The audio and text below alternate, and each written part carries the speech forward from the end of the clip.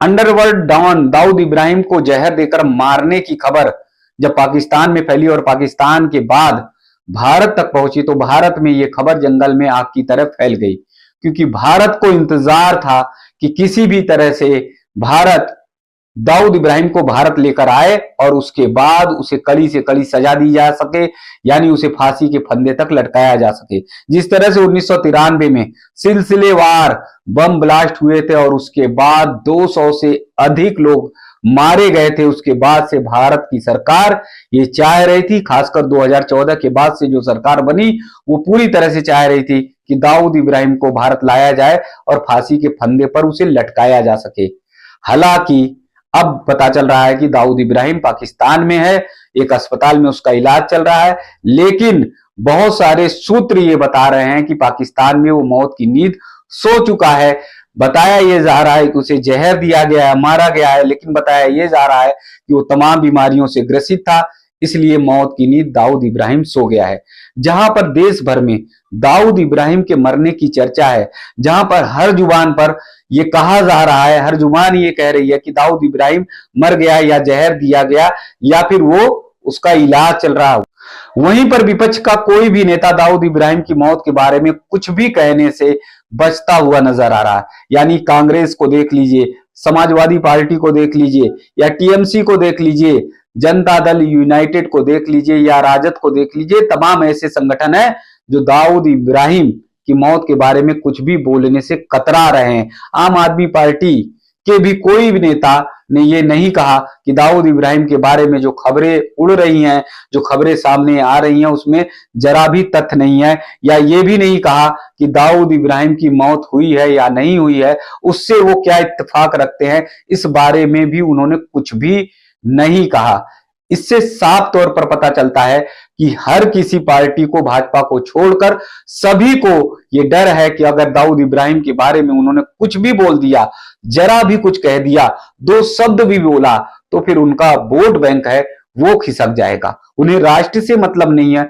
उन्हें देश से मतलब नहीं है, उन्हें भारत से मतलब नहीं है, उन्हें सिर्फ और सिर्फ अपने वोट बैंक से मतलब है। किसी भी तरह से वोट बैंक उनका बचा रहे, उनके वोट उनके साथ में जुड़े रहें, उनसे अलग नहीं हो। इसलिए कोई भी पार्टी का, संगठन का नेता ये नहीं बता रहा है कि दाऊद इब्राहिम मरा है या नहीं, या दाऊद इब्राहिम के बारे में जो खबरें आ रही हैं सही है या गलत हैं, दाऊद इब्राहिम के बारे में जो समाचार आ रहा है वो फेक है या फिर सही है, इसके बारे में जरा भी कोई विपक्ष का नेता बोलने को तैयार नहीं है। साफ तौर पर पता चलता है कि विपक्ष के लोग हमेशा वोट बैंक की राजनीति करते रहे हैं और ऐसे संवेदनशील मामले में जहां पर राष्ट्र हित की बात होती थी, जहां पर देश हित की बात होती है, वहां पर विपक्ष मौन हो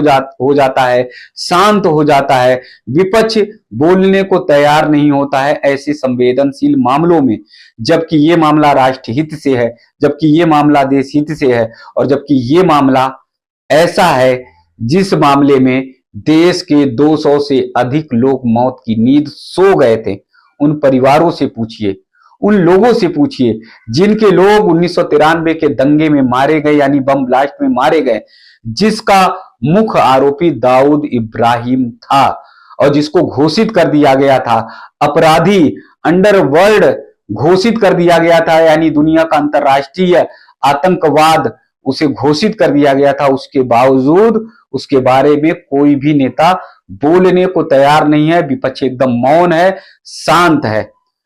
तमाम उन परिवारों के जहन में आज भी दर्द होगा, आज भी तकलीफ होगी कि दाऊद इब्राहिम ने उनके परिवार के किसी सदस्य को छीन लिया, उनके परिवार के किसी सदस्य को मौत के नींद सुला दिया। वो आज भी दुख में होंगे, आज भी कष्ट में होंगे, लेकिन विपक्ष इस पर मौन है, विपक्ष कुछ भी नहीं कहना चाहता। और साफ तौर पर यह भी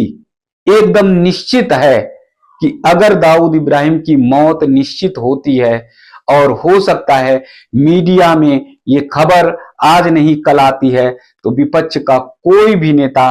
बोलेगा नहीं। हो सकता है कि कुछ एक नेता ऐसे भी हों जो शोक संवेदना जता दें, जो दर्द जता दें, जो तकलीफ जता दें कि दाऊद इब्राहिम मारा गया, तो वो शोक संवेदना व्यक्त कर रहे हैं। क्योंकि तमाम बार ऐसा हुआ है जब देश में आतंकवादी को फांसी दी गई, जब देश में आतंकवादी को कड़ी सजा दी गई, तो इन विपक्ष के कुछ नेताओं को दर्द हुआ, तकलीफ हुई और उन्होंने अफसोस जताया। तो ये चरित्र है, राष्ट्र के साथ ये रहना नहीं चाहते, राष्ट्र के साथ खड़ा नहीं होना चाहते, राष्ट्र की सुरक्षा के साथ ये मजबूती से सामने नहीं आना चाहते हैं, सिर्फ और सिर्फ अपने वोट बैंक को बचाने की कोशिश करना चाहते हैं।